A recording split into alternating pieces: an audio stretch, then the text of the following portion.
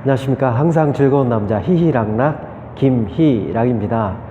지난번에 블루오션 쉬프트에 대해서 전반적인 개관을 얘기했다면, 오늘은 어떻게 하면은 우리가 가지고 있는 제품과 서비스를 다음 단계로 올리기 위해서 구체적인 로드맵에 대해서 5단계를 같이 한번 알아보도록 하겠습니다. 그 중에 오늘 첫 번째 단계인 시작한다, 어떻게 시작할 것인가에 대해서 알아보겠는데요. 시작을 잘하기 위해서는 두 가지가 필요하다고 합니다. 첫 번째, 우리가 가지고 있는 제품과 서비스가 지금 현재 안주하는 제품과 서비스니까, 아니면 정말 새로운 고객에게 가치와 혁신을 주는 그러한 개척자의 모습인가, 아니면 가치의 증진을 계속하고 있는 그런 어떤 제품 서비스를 가지고 있는가, 이런 부분에 대해서 구체적으로 먼저 진단을 해야 된다는 거죠.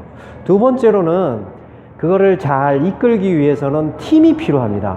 그러면 어떻게 팀을 구성할 것인가가 굉장히 중요하다고 합니다. 그러면 여러분들한테 질문을 드려보도록 하겠습니다. 만약에 여러분들이 가지고 있는 제품과 서비스를 진단을 할 때 어떤 기준으로 하면 좋을까요? 네, 대부분의 많은 기업들은 지금 현재 매출이 좋고, 그리고 시장에 있어서 매력도가 좋은 것에 대해서 기준을 가지고 우리의 제품들을 개척자, 안주자, 그리고 이주자라고 할 수가 있습니다. 하지만 이 블루오션에서는 거기에 대해서는 반론을 제기하고 있습니다. 시장에 대한 매출보다 더 중요한 것은 구매자들이 어떤 가치와 혁신을 가지고 있는가, 이 부분에 대해서 훨씬 더 중요한 가치를 가지고 있는데요. 예를 들어서 개척자는 가치 혁신에 해당하는 사업, 제품, 서비스를 말한다. 이들에게는 고객이 아니라 팬이 있다는 거죠. 여러분들 예를 들어서요, 요즘 최근에 우리 국위 성향을 하고 있는 박항서를 한번 생각해 보십시오. 베트남 사람들에게는 그 사람이 하나의 국민적인 영웅입니다. 왜냐하면 그 사람을 통해서 국가가 하나가 되게 하고, 그 축구라는 것을 통해서 새로운 열정을 갖게 하게 됐죠. 단순히 축구를 그냥 보는 고객이 아니라 베트남 사람 전부인들에게는 팬이 생긴 거죠. 이게 바로 개척자에 관련된 패러다임입니다. 두 번째, 안주자는 어떤 사람이냐? 개척자와는 완전 반대편에 있는 사람들이고, 이 사람들은 항상 가치를 모방하게 되죠. 하는 걸 따라하는 거죠. 우리나라가 사실은 지금 굉장히 3만 달러에서 주춤하고 있는 상태입니다. 이유는 뭐냐면 그동안에 있던 것을 따라가기에 급급하다는 거죠. 새로운 가치를 창출하기는 어려운 거예요. 그러다 보니까 고객한테 혁신을 주지 못합니다. 물론 매출은 되고 있고 어느 정도 수준은 유지하고 있지만, 언제 이러한 것들은 몰락할 수 있는 개연성이 있다는 거죠. 세 번째로는 이주자입니다. 이주자는 개척자와 안주자 사이에 있지만 이들은 그래도 뭔가의 혁신을 이루고 있죠. 기능을 하나씩 더 붙이는 거예요. 예를 들어서 리모컨에다가 여러분들이 조금 더 편하기 위해서 빨리 가는 버튼에 기능을 하나 추가한다든지, 예전에는 한 화면만 보았던 것을 4화면을 보게 한다든지, 이렇게 가치를 하나씩 고객들한테 주면서 조금씩 바꿔가는 거죠. 이런 것이 바로 이주자입니다. 자, 질문을 드려보겠습니다. 이 블루오션에서 어느 개척자, 안주자, 이주자, 어떤 섹션에 있는 것이 바람직하다고 할까요? 네, 그렇습니다. 중요한 것은 우리가 고객한테 끊임없는 혁신을 주고 있는지를 굉장히 중요한 사실로 맞이하고 있습니다. 두 번째로는 팀원들을 잘 구성하는 거죠. 많은 사람들이 이런 어떤 혁신을 이룰 때 부담감으로 옵니다. 제가 개관에서 얘기를 했지만, 사람들은요, 작은 것 하나 움직일 때도 반대를 합니다. 기존에 있는 게 너무 편하거든요.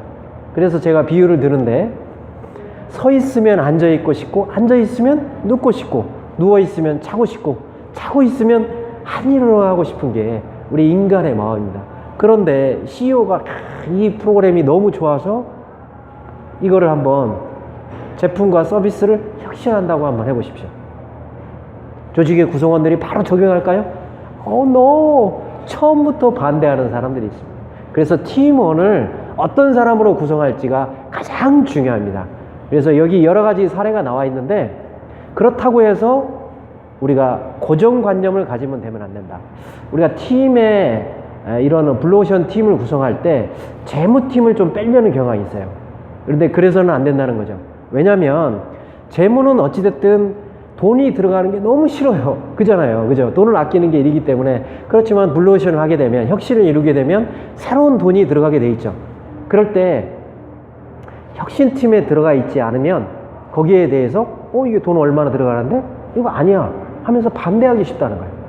그러니까 역으로 블루오션 팀을 만들 때는 그러한 어떤 재무팀을 불러들여서 이게 왜 필요하고, 그럼에도 불구하고 우리 회사가 앞으로 살아남기 위해서는 이러한 돈이 투자가 돼야 된다는 그런 가치를 인식하게 되면 훨씬 좋다는 거죠. 페이지 170페이지에서는 이런 얘기를 또 했었어요. 뭐란 얘기를 했냐면, 팀원들은 이 과정에서 리더십을 배우고 다른 부서 또는 계층 사람들과 협업을 경험하고 시장을 바로 가까이서 직접 체험하게 된다. 어찌됐든 간에 중요한 것은 회사의 마케팅이라든지 영업을 하는 사람들은 고객의 접점에 있기 때문에 끊임없이 고객의 얘기를 들을 수가 있는데, 그 외에 관리팀이라든지 아까 얘기한 재무팀이라든지 이런 팀들은 고객의 얘기를 들을 팀은 R&D 팀이라든지 들을 얘기가 없어요. 그러다 보니까 자기 위주의 생각을 하게 된다는 거죠. 중요한 것은 고객의 이야기를 듣는 거예요. 그래서 팀원들을 하고 나서 이러한 것들의 효과가 결국에는 고객들에 대한 이야기를 더 자세히 들어볼 수가 있다. 그렇게 되면 어떻게 되느냐, 혁신적인 가치를 잘 할 수가 있다. 그리고 미래지향적인 질문을 던짐으로 해서 계속적으로 직원들이 혁신적인 마인드를 가질 수 있다고 얘기하고 있습니다. 오늘 블루오션을 시작하면서 어떻게 시작할지 가슴 답답한 사람들이 있을 거예요. 그럴 때 첫 번째로는 개척자인지 지금 현재 안주자인지, 그리고 이주자인지 제품 서비스를 한번 단계별로 분석을 해볼 필요가 있다. 두 번째, 블루오션 팀을 구성을 하는데 한 10명 내외 정도로 구성하는 게 좋은데, 예를 들어서 구매팀, 관리팀, IT팀, 혁신팀 이렇게 장을 할 뿐만 아니라 재무팀도 꼭 집어넣어야 된다. 또 하나는 반대자도 드러낼 필요가 있다. 이렇게 함으로 인해서 그 팀을 통해서 그 회사의 내부적인 생각이 아니라 고객의 이야기를 끊임없이 들을 수 있다는 게 바로 이 책 르네 바바왕 교수와 김희찬 교수가 주장하는 이야기입니다. 여러분들 한번 시도해 보시죠. 감사합니다.